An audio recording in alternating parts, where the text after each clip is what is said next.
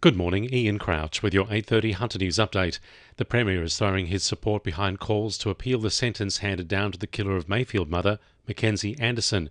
Her former boyfriend, Tyrone Thompson, was on parole when he broke into her flat in 2022 and stabbed her 78 times.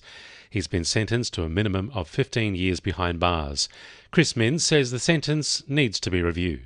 A crime of such violence, so horrifying, so devastating for that community, must be met with the maximum sanction from courts in the state. Since Mackenzie's death, the government has strengthened bail laws for repeat DV offenders.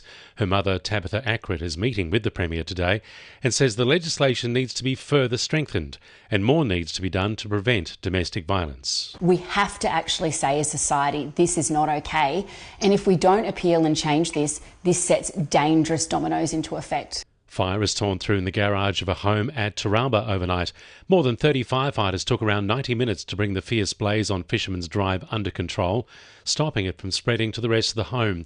Fire and Rescue Superintendent Adam Dewberry says a lithium-ion battery charging a remote-control car is to blame.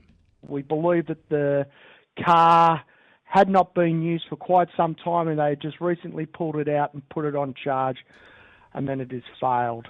The 4 occupants of the home managed to escape without injury. Business Hunter says it's hopeful the election outcome will bring confidence to the region's industries. The region's peak business body wants to see a bipartisan approach to energy after offshore wind and nuclear debates bitterly divided candidates. Chief Executive Bob Hawes says major investment and constructive work is needed. In energy bill relief for small business won't help many of our big businesses that use lots and lots of energy, but hopefully the certainty that they can now get out of moving forward with the program of energy development that the government has outlined will give the investment some relief, and that will flow onto those big businesses. Origin Energy has begun commissioning the first stage of the Eraring battery project. The battery has been discharging small amounts of power into the grid since March, and it's hoped it will be fully online by the time the adjoining coal-fired power station is closed in 2027. The battery will have a 600 megawatt capacity when its third stage is completed. Work is also continuing on the 850 megawatt super battery on the site of the former Munmora power station. A study aimed at making Cessnock better prepared for future flooding events is receiving community feedback.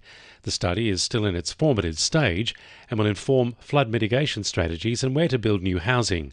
Mayor Daniel Watton says the more people who have their say, the better the study will be. It is in inception stage. It's very early days, and the more information that we get, the better, and it will really help us make informed decisions moving forward. Hunter residents are expected to be taking up popular vantage points at headlands and beaches in coming months to catch a glimpse of the annual whale migration, which is officially underway.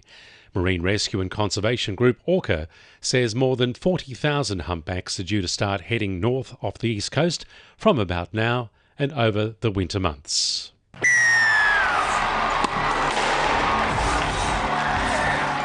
2NURFM Sport. An unchanged lineup has been announced for the Knights as they prepare for this Friday's clash with the Titans.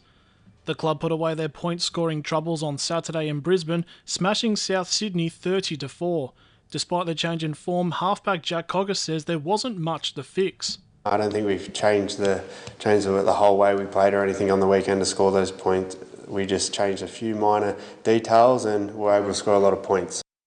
Meanwhile, the Knights are looking into the possibility of bringing back Dom Young after the Roosters gave permission to the English international to talk to other clubs. Young has failed to strike so far this season, with him being dropped to the New South Wales Cup competition. And former Hunter Wildfires like Caitlin Leaney is set for a Newcastle reunion as she prepares for the Wallaroos clash with New Zealand this Saturday.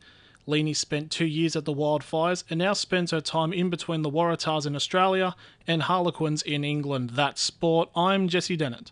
And the winning numbers in Oz Lotto are 6, 17, 19, 28, 35, 43 and 47, and the supplementaries are 3, 18 and 45.